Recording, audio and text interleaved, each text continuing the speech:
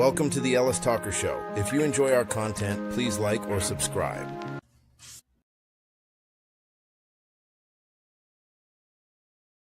Hi, welcome to the Eilers Talker Show. I'm DV LeBron.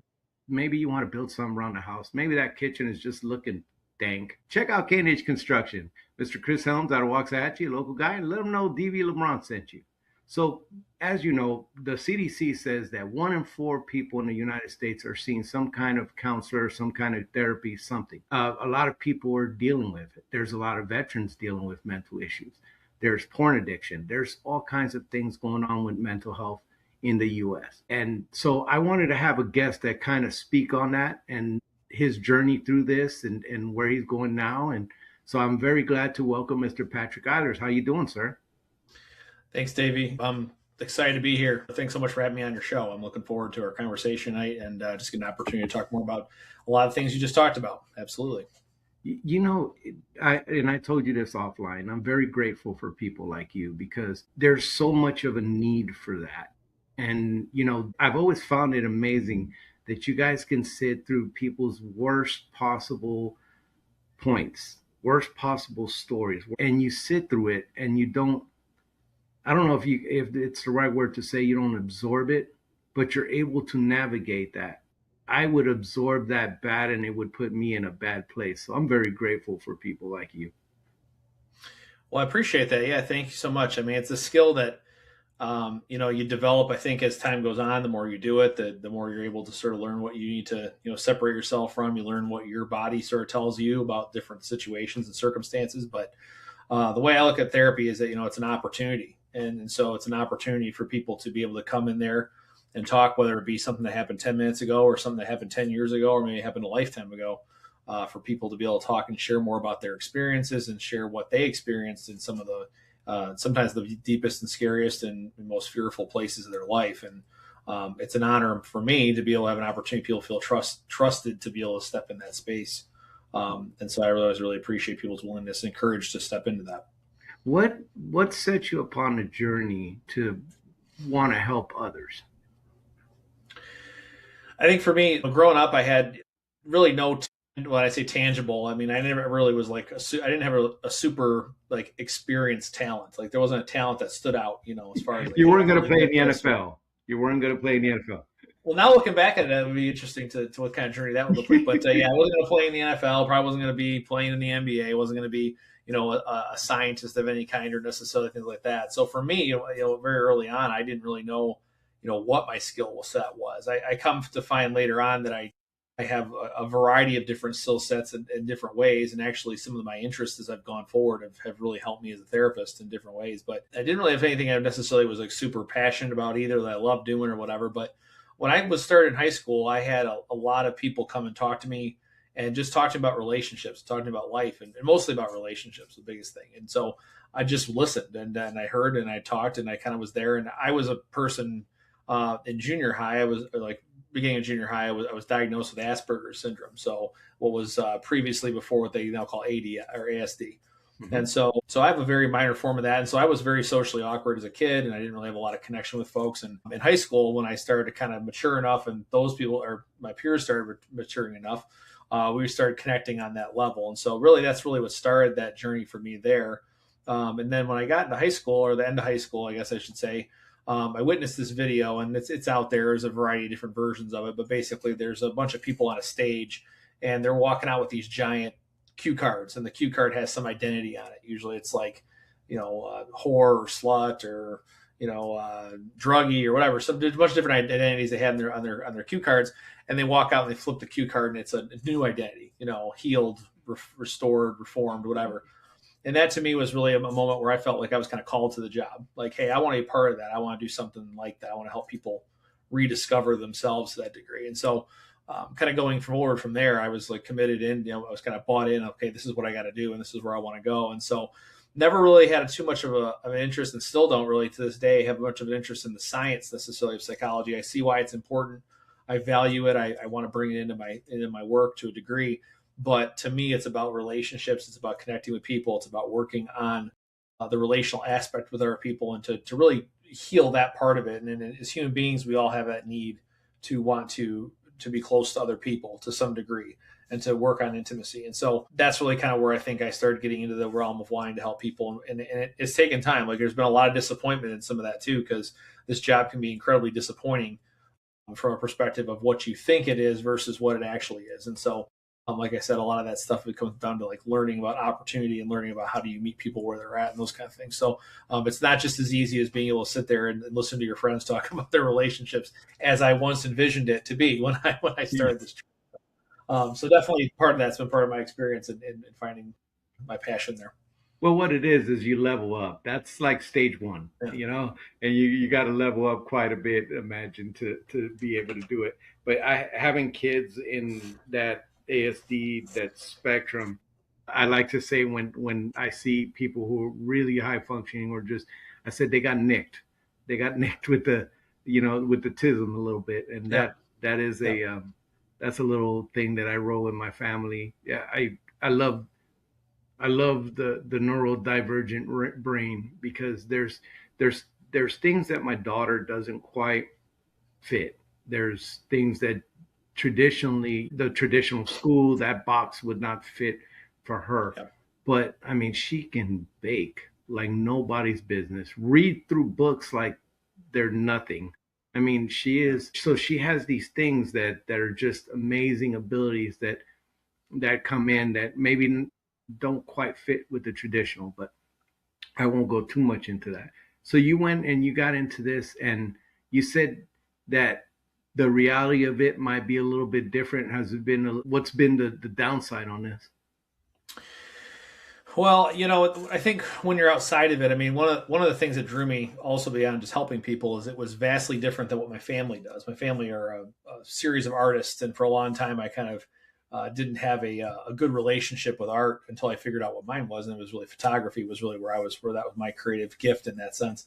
But at the time, I didn't really know that, and so I kind of went into something. And one of the disadvantages of having a family that's outside of what you do is that you don't have a lot of people to work with, right? As far as knowing what to expect, right? And so I think a lot of us all kind of expected it to be kind of like a 9-to-5 job, and there was a little bit of that aspect to it. And even when there wasn't a 9-to-5 aspect to it, there'd be some flexibility. But our thing was kind of that there was going to be some consistency. And one of the things about, and this is kind of what's led me into what I do now, or what my business is about, is really about understanding that the field of psychology, or being a therapist, whether you're a psychologist, you're a professional counselor, as I am now, or a social worker or whatever, you have to understand that the field is not like anything else. It's not, there's no standard to the way that people understand it. There's no consistency in some of the areas. That there's consistency in that you find clients and the clients come and work with you. But there's so many different aspects of that and all these little nuances, and every places you go and different places you work and different settings, all that stuff is different than what you kind of think going in. A lot of people, I think it's a regular job. You go to work and you come home and you're done. It's not like that. There's a lot of different parts of it that are very different. Cultures of practices matter. Personalities of therapists matter. The way people interact with each other beyond just the therapist aspect of that matters. So there's a lot of things that I was really green and really naive to going into it. I expected to kind of walk out of work feeling fulfilled every day. I'll tell you that that's a different type of fulfillment that I've learned versus the one I thought that I had. So there's just some aspects of things that as a young therapist going in, you just don't know. And you have to go through those disappointments, I think, if you want to stick it out. I know a lot of people who started in that field, and I think there's just so much disappointment, so much inconsistency, so much other things that they just couldn't keep going. And so they stopped. And so for me, I feel like I'm kind of battle tested after 10 years of kind of knowing this is some things I've learned and understood that way. And so for me, I can kind of look at it a little differently like that, but I wouldn't have that same attitude, even 4 years ago toward it versus what I know now. So I think that's, if hopefully that answers your question, but there's a lot of different aspects of it that you just don't know. You don't know till you get into it. Well, you have a way of, with time, you develop this insight into these things, and you've been doing it for 10 years, and you look back at it and you can weigh, you have the time to be able to weigh, those positives and those negatives and be able to work through that versus when you just, maybe you're just starting and you're getting negative. You haven't had the opposite weight on it to, those success stories. Maybe that can be, but since you have the time in it, I know you've had both come to you. One of the things that you're known for is, treating people for sexual addiction. And that's something that I brought up. there is, and we talked about this online, there's so many people in the church that, guys that, and girls, nobody's exempt from this, but that are dealing with porn addiction, that, cannot get off of this. Tell me, what have you seen bring somebody to that? Bring somebody to addiction, or what can help them kind of lead them out, or maybe a little bit of combination of both. Yeah, like, I mean, because is it, hey, I checked out this porn when I was 16 years old, and it just went from there. Yeah. So what I've seen, there's kind of two camps, right? So there may be some people who have an abuse in their history or their story. That can definitely be part of that, what they would call an early exposure. Some people may have an early exposure. It's not abusive. It may just be that they came across porn when they're very young. There's a series of factors that you think about in that sense. Certainly rigid home is one of them. And knowing if, being able to talk openly about sex or feel like sex is not a taboo topic, which unfortunately, for no matter if you're in the church or out of the church, for the most part, that is something that a lot of people don't talk about. The other side of it is, I think when with younger folks, especially folks who are like have lived in what I call like the internet age, meaning that they've lived with the internet from their birth point. And I make this point, and you probably heard this if you checked out my other podcast. I always say, like, we don't really know the effect of the internet on a person from birth till death, because we've never had anybody live the entirety of their life with the internet. We only know what people have been born into it. But I mean, I know people who've gone through it and have, passed away with it, but we don't know the full cycle of that. So until we see an entire lifespan, I think it's going to be kind of hard to know how the internet actually really affects us. So having said that, there is an aspect of younger folks who learn that this is a coping skill.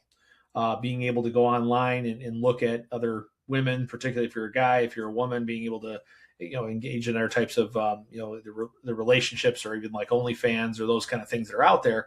And because it's become so personalized, it's something that just it grips us, right? We're sexual beings, and we can kind of provide this faux intimacy without the hard work of actually getting the right or healthy intimacy, right? So we kind of create this space where it's just an easy way to kind of deal with life stressors. The way I think about it is that there's a bucket. We all have a bucket of energy, so to speak, that we all have in our lives, and so our bucket can be decreased by the amount of healthy things we do. So that's like putting a spigot at the bottom of the bucket and emptying out some of that water. But every stressful event that happens, and we're never going to be able to stop those stressful events, you work, family, etc. It's like pouring water on the top of the bucket. And as the bucket fills up, pornography provides a short-term, like just a little bit of a reduction of that water, enough to feel better. And so what happens is people will typically usually use pornography to bring that water down a little bit. But as the water pours in from the top, they're not doing the healthy things to reduce it from the bottom. So it's only going to fill up really quickly that way. And then when it overflows, that's when it starts to things get out of control, right? So because we're trying to utilize the reduction of that stress in our bucket. So back to kind of the idea, like when younger folks learn that, and we don't learn other healthy coping skills, it becomes very addictive because our brain likes to do the same thing over and over again. It's highly sexual. We think about it more. People process it more. People who say, well, I don't want to think what's in my thought life. That has a lot to do with about them acting out. So that's what they call it when they're engaging pornography in a secret life, so to speak. So those are some things I think that really definitely cause people to dive into it. And then in the church particularly, it's not talked about. Sex isn't talked about in general. It's kind of a safe sex till marriage type of idea, with really no idea about why it's important to wait till marriage. What does healthy marriage really truly look like in the right context, and those kind of things. So there's a lot of different reasons that I think the church, and again, it's not to pick totally on the church, but across the board in our society, Western culture anyway, we really struggle with sex. And it's just one of those topics that's like, it's always got to be done in secret. And that does provide a lot of opportunity for people to dive into those type of behaviors. Definitely a Western society thing. Yeah, but I mean, everybody kind of deals with it. Now, across the world. Yeah, it's not just across the world. Did you see, because you've treated other addictions, is it similar to, a physical, like a substance that abuse? Is it similar to that? Is it, does it kind of trigger, and I know, you kind of deal with the relationship part, but does it trigger the reward brain, like a like on Facebook when you get a like and you click? Is it sort of like that same trigger? Yeah, certainly. There's a dopamine experience for sure. I mean, you get that And actually, the dopamine can start early on, kind of like just even being in the environment, being on the screens late at night and those kind of things. Taking the phone to the bathroom, that's a big one. I always tell people that's a huge boundary to have, is if you struggle with that, is to keep the phone out of the bathroom, out of the bedroom, because the brain will prepare itself in that way. So you sit down, you're not even planning to look at porn, you're doing whatever, you're looking at something else, and all of a sudden you find yourself watching porn because it's kind of that preparation period kind of thing. What I would say about it, so it's similar to other addictions, there are components of it that are similar. So I guess the one difference about sex addiction is that sex addiction and food addiction are pretty closely aligned in that they're called process addictions, meaning that they're more of like things that we need naturally, right? So we need food and we kind of need sex, right? We're sexual beings. Whereas more of like a process. So these are closer to like also like what gambling or maybe even like video games, right? Kind of escaping us from reality, and they're kind of putting us in a different place. That's one of the main reasons people use it. They also use it to numb their feelings. So I feel really overwhelmed with my feelings, like I just talked about the bucket. And so I want to reduce those feelings. So that's why I use it to reduce that. Whereas substance addiction would be more like drugs and alcohol. And there can be some other components there, right? Certainly like socially is a big part with drinking. Drugs can certainly have an effect with different ways, and some of those kind of things with socials and other types of our connections. But they're mostly, if you remove those substances, typically if people have a period of time to kind of quote unquote dry out, they usually will see a dramatic change, and because they can change their behavior in their brain, over the period of time of doing different behavior. Sex addiction, one of the harder parts of it is it's everywhere. Number one, that's a big challenge. Number two is that usually sex has a lot deeper meaning to it. So like what sex means to me, or why I might be interested in certain things I'm watching, can definitely play a role in that. So there's a little more identity wrapped in that. So those kind of things. So an example you could give is that, I might drink to escape certain things, escape certain feelings. But if I'm engaging in pornography, it might be because I'm feeling like, I'm unattractive, I'm not, good enough, I'm not, et cetera, whatever that might look like. And so I may be acting out in that way to kind of resolve those feelings, which are a little more meaning about who I am. So that's kind of some of the differences I would say with those two.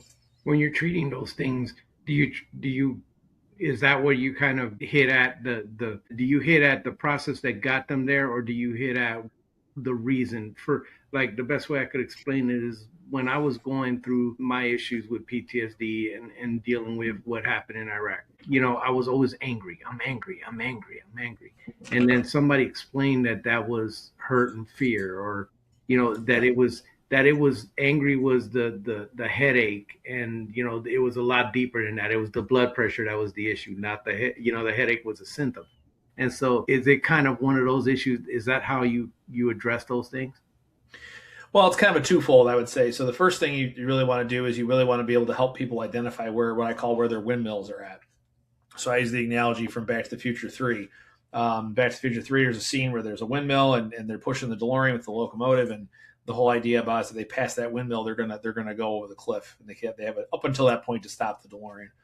And so basically the fact is everybody in their life has a windmill. There's some point in which it could be an emotion, it could be an event, it could be something that happens that crosses us over that line. And 98% of the time after we cross that line, we're going to act out. We're going to do something that's unhealthy in that way. So part of it is identifying our boundaries and finding healthier ways with our boundaries, with our phone particularly, but also if that involves, disclosures and those kind of things, certainly making sure that everybody, that we're trying to be as honest about our reality as we can be. Now, there's a different process, so I want to get too that deep on that, but certainly the aspect of being able to understand your boundaries. And then the secondary part of that is, understanding, well, what is the intimacy part that's keeping me from not wanting to be honest about what's keeping me in the dark here? And a lot of that usually has something to do with shame. And so people's shame is not, I do feel bad for doing X. It is that I am inherently a bad person because of X, typically. So I believe my shame. And so because I believe my shame keeps me in the cycle of kind of constantly going through that same process. I feel bad. I resolve it with pornography. I feel bad because now I realize I've been acting out. Why can't I stop? Kind of kicks itself over again. So it kind of tends to rotate through that. And so really we want to identify what's our shame and why is our shame coming up, and kind of work on that as a secondary piece to the boundaries and stuff. So the practical part of it is very boundary oriented, and sort of the secondary part is more the internal. That can happen too with just somebody who's hypersexual, right? Like, I don't know how better to say it, but somebody who has a sex addiction versus pornography we're watching, but somebody's sex addiction, you think they go through that cycle too? Yeah, so well, again, sex addiction can kind of cover, pornography could be their method of acting out, but also their other method of acting out could be, engaging in, chat rooms and those kind of things, online dating sites, relationship, chronic relationships, kind of, conquests in that way can be part of that. So it kind of covers a large range of that. Pornography typically is in that same category, so there's not usually a separation between the two. But I do think as time goes, eventually there will be a little more of a separation because pornography is a little bit different in that regard. But I think with AI and a lot of these other things that are coming out, as we're kind of at the precipice of that, we're going to start to look a lot of these things look a lot different than the traditional, what old school kind of sex addiction behavior looked like. When I was looking through some stats, and CDC was saying, about the 1 in 4 and some other things. It talked about the age groups that are, most needing therapy, and it talked about millennials and Gen Z, especially needing more. It's pretty, anecdotally, if you look around, just about, you look around that generation, particularly these youngsters. I have them in my home, my adult children, but you know they're dealing with these anxiety. Everybody, I'm anxious, anxiety. And as a as somebody who treats this and treats people, I'm sure you've run into it. I've always wondered, what is it about this particular generation, and maybe I'm being too broad on it, but what is it about it that anxiety is such a big thing? Well, I do think that, go back to my point about the internet. I do think there is an aspect of the internet that is probably somewhat of a reason why that is. Now, is there a direct correlation that we can make, and we can go back and look at, a generation that didn't have the internet, a generation that has the internet, and see that? Probably not. It'd be kind of hard to say. It's just more of a correlation that seems to kind of be part of people's experience, right? When we used to have dial-up internet, there's less people that were accessing things. But as social media has grown and become more of an everyday experience for everybody, I think that does play a role into it. So how are our social interactions changing because of the internet? I think is a big reason of that. And the other thing, at least with anxiety, is the fact that, again, it's almost like, and this is something I do, I'm very conscious about sharing diagnosis with people I work with. I tend to not even tell them unless they ask, because I do think that people tend to identify with those types of things. And so anxiety is one of those ones that everybody kind of can relate to, and everyone can relate to having a worry or a concern in their life. And that's just part of being human. But it amplifies when everybody's like, oh, well, that person has anxiety, and now I'm kind of comparing that. And maybe it's really worse than what I thought it was. And so the more we think about it, typically, especially with catastrophizing, people tend to think the worst case scenario is going to happen.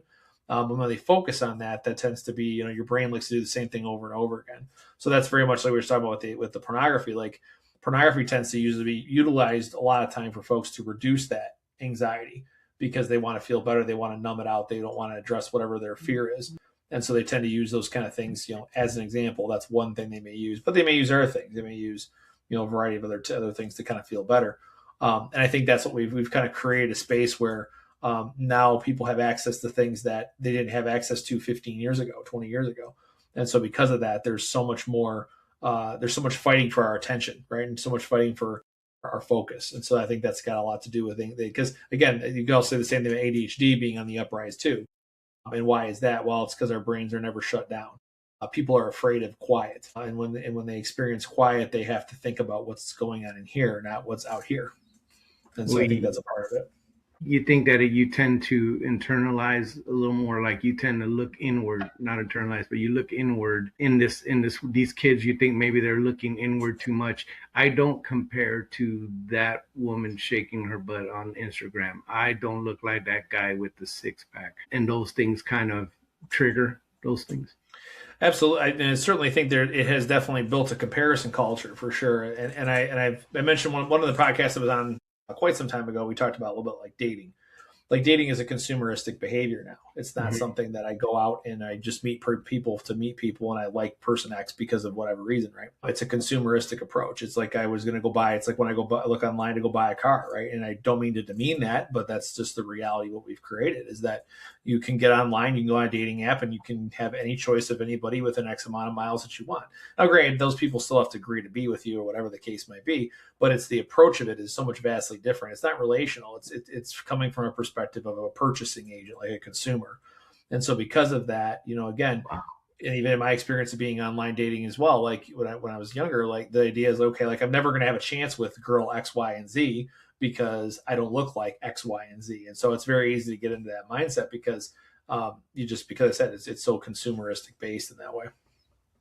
I'm older, so I didn't get to experience that, the world of online dating. I was already married, and that long before that stuff came out, and the downsides of that. And it's funny how you pointed out the consumerism of the disposable nature, the always, because you have these things before you found your person and you stuck with that person and you went.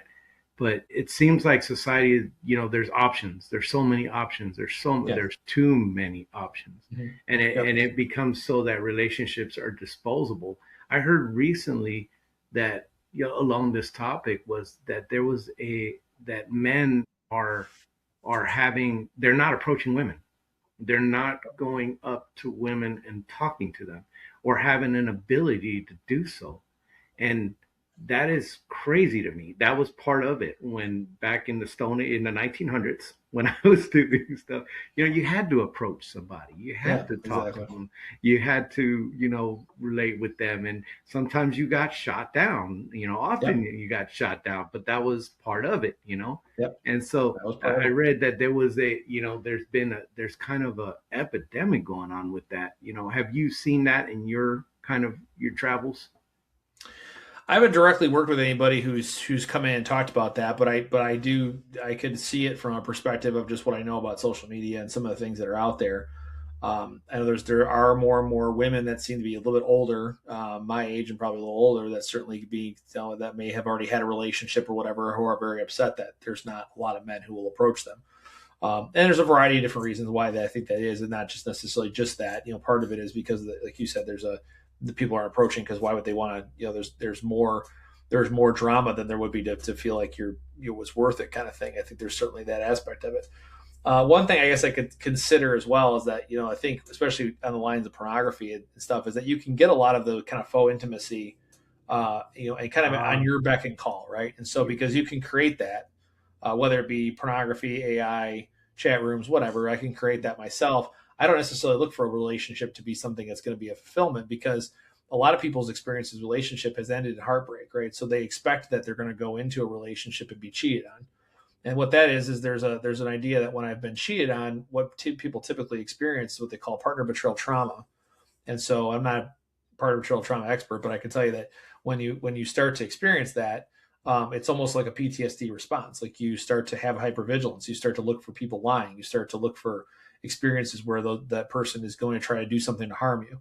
And that makes you put your guard up. And so there's no vulnerability there. And so that just makes people turn away from a relationship, because why would I want to have a relationship when I expect that it's going to end up in a failure? So I think there's a combination of a lot of those kind of things happening at the same time. And again, through that age range that you just described, kind of millennial Gen Z.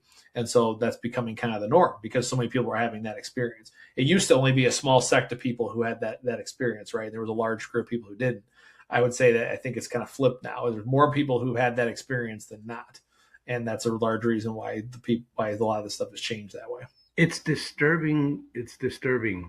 I mean, there's part of life. And I mean, and again, this is all anecdotal, is meeting people. It's talking Absolutely. to people. It's, interacting. Some of those interactions will be negative. That's part of it. Yep. Most of them, tend up being quite nice, and Yes. and I'm not talking about boyfriend, girl, but just in general interactions with people. Yeah. You meet so many good people around the world along with bad, but that's part of life. That's part of, the dynamic that God has given us, that, to relate to others and to talk to others. And I think connection is huge. Connection is something that's needed in your deepest parts. You're not meant to be alone, and you see that a lot with these young folks when you talking to them, that alone feeling. Yeah, I think loneliness is certainly one aspect of that. There's certainly a lot of people who I think are more lonely now than they probably ever have been, simply because the fact that they have access to connecting with people. But again, it's that faux intimacy. It's the screen that keeps us between. When, as I've transitioned back into kind of being a general practitioner over the last year or so. When I was working in the specialty space, there was a lot of times I would do a lot of Zoom stuff, Zoom groups and Zoom calls and Zoom sessions. I've had a lot of people tell me now, like, if we can do it in person, I would just best prefer that, even if the weather's not good to get there, right? So coming from Michigan, we tend to get we've been getting a lot of snow and like negative 13-degree weather, but Right. like they'd rather come in and do that rather than be connected that way than rather have a screen between, because there's something about that creates this disconnect. So obviously people will be flexible if there's a concern, but I do think that there's an aspect of that, right? So because people, especially younger people, connect on their devices so much, it's like the two people on their date and they're both on their phones, kind of thing. There's not a lot of this face to face kind of connection because there is such disconnect because of the technology. And sometimes that, again, technology can be good, but it has to be a balance, and we've lost that balance, I think, in a lot of areas. And so people have a hard time getting back to it. I just did a few weeks ago, I did a digital wellness workshop of like, hey, this is like ways you could start to kind of separate yourself from the phone and the devices, because if you don't, then you'll be consumed by them. And that's usually what happens for people. I mean, I don't know. It's created these issues. And again, there's got to be more studies on it, but it's created these issues where you don't learn how to regulate. There's a difference when you're standing in front of somebody and you're having a disagreement. There's things you won't say, especially because you might get punched in the mouth, and I mean that's an unfortunate part of that's on the worst spectrum of it. But those are things that can happen. But you had to learn how to talk with people, and because that is not a thing, you see it every day in the news. People highly regulated, unable to process a disagreement, unable to deal with those things where it goes into straight violence or utter rejection, I gotta block them. How dare they exist? It's kind of how it gone. But I think that's why the political stuff has gotten so out of control. You mentioned the political part, so I didn't interrupt you, but I think that's another reason why it's the keyboard warrior. Oh yeah, no, and I cover a lot of politics, and even in small town Texas, things can get kind of chippy, and they have, it's just the nature of the beast. It's affecting everywhere. But you got into a different thing more recently. You did this Bloomworks thing. You've gotten more into the coaching side, started looking at that. What is the difference between coaching and therapy? So you think about a continuum, and kind of like you think about a doctor. It would be kind of be a little more like on the therapist side of it. Similar, they're going to treat you, they're going to diagnose you, those kind of things. They're going to try to put together a treatment plan. Those kind of things would be definitely part of the therapy aspect. And sometimes, in a lot of cases, just like a doctor, right? We need to go to the doctor if we're sick or if we're, whatever is going on, more intense type of stuff in that way. Coaching's on the other kind of side of the spectrum. It's more like kind of like a chiropractor, or kind of like the idea of basically like maintenance. So like you're not being diagnosed, you're not necessarily getting a treatment plan or like that. You're really working with somebody on kind of the day-to-day hear stuff. So therapy looks to try to help people understand their past and kind of work through uncovering those kind of things, whereas coaching tries to like help you with the day-to-day stuff. And I think that if we could explain that part of it, I think more people would want to do coaching, because sometimes that's what people need, right? They need tools and ways to navigate stuff in the currency and not spend a lot of time necessarily diving into their past. But because we don't talk about it in the way that I just kind of illustrate it, we tend to look at, okay, I'm going to go to therapy when maybe therapy is not the best of where I need to be currently. So that's part of the way I guess I would describe the differences, is kind of on that spectrum. And what made you open up this Bloomworks thing? What made you go that route?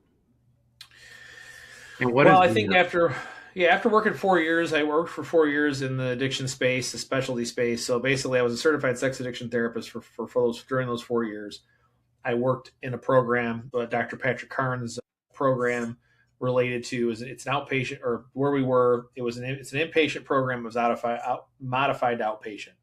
And so what we would do is we take a program that was really like a 40-day program with that depth of it, if you're working 8 hours a day on therapy, and converting that into an outpatient, which ends up translating to like 3 to 5 years for people to go through the whole recovery program.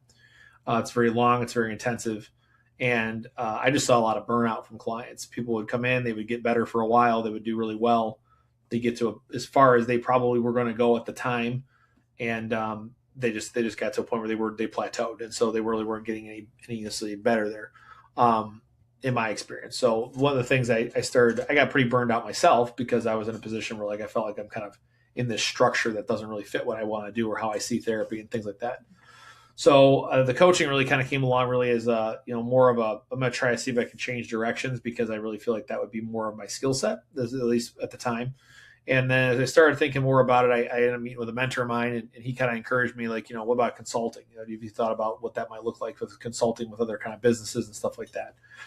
And so I started thinking more about it, and I realized, like, one of my experiences has been the fact that every mental health practice I've worked at 5 now, 2 of them I'm contracting with currently, but the other 3, were vastly different. I kind of said earlier, vastly different across the spectrum of therapy. So you have, I've worked at a kind of a medium-sized practice with kind of took everybody and worked with everybody. I worked with a startup practice where we were basically, we were the clinicians. It was us and our owner, and that was it. And we kind of were starting from scratch. And then I've worked for a specialty clinic, and in all 3 of those settings, they were vastly different. And so one of the things I started developing was I need to start standardizing some stuff here, because what I realized is a lot of the owners I worked for, all the way back to when I started, was that there were some that were really good owners, but they might have been really great therapists, but they were really horrible owners because they couldn't balance the dual role of those things. And so we see this with other areas of life. There's very few dual role NFL players. My example, I always think about NASCAR in the 90s. There was a bunch of these drivers, Bill Elliott, and Darrell Waltrip, and all these guys. They decided to try to go and drive their own car. And so their whole thing, and at the end of their careers, a lot of people were asking, well, how come you had such a horrible 10-year period of that when you're trying to drive for yourself? And a lot of them were like, because I can't be a driver, and if I crash, I got to pay all this money for wrecking my own car, right? It's different driving for somebody else. I'm not paying the bill. Somebody else. So that's kind of the example I was using when it comes to being a therapist, because that's what happens a lot, right? Therapists are not trained to be business owners, and they're not given tools to be business owners. So they try to transition the same idea as a therapist into the business world as far as being able to set their practice up and things like that. And like most of the time that never works, because number one, your process of being a therapist is all about one-on-one relationship and really all about like getting a person comfortable into that space. And whereas if you try to translate that into business, but you hire the wrong therapist, a lot of times you'll hire therapists who are looking to try to make an immediate impact, and they want like a full caseload, and you don't have a full caseload to offer them. A lot of the places that are online now, you see these like BetterHelps and some of those kind of things. What they'll do is they'll hire a bunch of therapists and put them on a roster. And when they have people, then they'll give them to people. But if they don't have clients, well, then the therapist is too bad for them. They're not going to make any money. So a lot of stuff like that. And so it started out as kind of this culture thing about like, hey, let's try to work on improving the culture of these practices. And that's kind of translated more into like the verbiage of really like, let's work on being a coach or developing processes for these practices so that they can be able to thrive. Because the reality is the fact that like, if you're a business owner and you're a therapist, you can be both of those things and be really good at both of those things, but you have to be able to find the places where you can separate yourself. And when you separate yourself, you'll thrive because you can find ways to be the business owner and put that hat on, and other times be the therapist. Those skills don't necessarily translate. And so you got to make time to be the owner as much as you got to make time to be the therapist. So that's kind of where a lot of that started, coming out of for me. Was really about my own personal experience. And then also when I started doing I did a course of supervision so I could supervise other practitioners. A lot of people have had a lot of the same kind of experiences, and I was just like, there seems like there's a need here. So started kind of diving into that aspect of wanting to help clinics in that way. So you're offering these services to these different clinics, and this is all about different processes to make them more successful? In the basic sense, yes. So part of it is there's what I call the 4 Ps. So really it's understanding your basically your processes. What processes do you have in place that you can structure? What are your basically your population that you want to look to? What's your population you want to serve? What is your I'm going to read a couple of them. What is my philosophy? I mean, where am I going to go? So that's the first one. What's my vision, so to speak? Simon Sinek calls it, what's your why? What's your why of your practice? And the last one is pedagogy, which is basically the ongoing learning of, and continual growth of the practice. So how do I, implement those kind of things not only as the therapist, but also for my other clinicians that may work for me.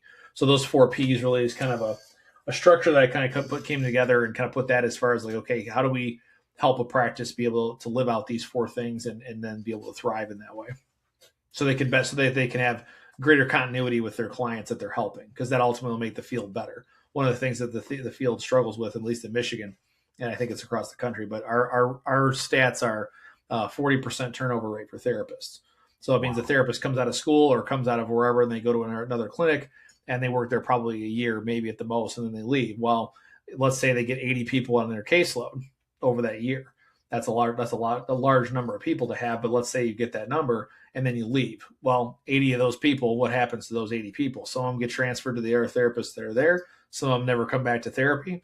Some of them find some other therapists. And so It's kind of like, that the continuity of care really gets hurt because therapists are not enjoying where they go to work. And if they can't enjoy what they're going to go to work, then they're not going to be able to thrive as a therapist. And so that's kind of what my goal is. You had mentioned that earlier about the personality of the therapist and the different things that go into, you don't fit with every therapist, and that's okay. They may not be your cup of tea. I went through plenty. You find that one that just, that works, that you mesh with, that helps you, and and everybody communicates differently and they process things differently. And some people are really good at hitting other people because we're all different. We're not made Absolutely the same way in the way our brain works. Man, I could speak to you all night, but unfortunately I got to wrap up. Is that link the best way to get a hold of you? Maybe, there's another way that people could get a hold of you and your services. Sure. So that's my website. Patreon.com/Bloomworks is the website. There's all kinds of, all the podcasts I do are on there. All the ones they're on YouTube, I link them all there. There's a couple workshops and some things like that are on there as well. Worksheets, you're welcome to check those out. BloomworksCC@gmx.com is the email. So that's the best email to get a hold of me if you're going to go straight through the business. I'm on LinkedIn, Patrick Eilers, LPC, Bloomworks. If you look either of those up, you'll find it. The other one as well, I have a personal Instagram, rated_PGE. Those are probably the 4 best ways to get a hold of me. Well, guys, check them out. If you want to talk about those things or you need help with those things, check them out. Patrick, it's been so cool talking with you. I hope we can have you on again. And because, you could dive into so many different subjects on this. Absolutely. We didn't even like social media and the way that it's affecting kids is like something you could spend a whole show on. So maybe we could do something like that. Can you stick around after the show real quick? Yeah.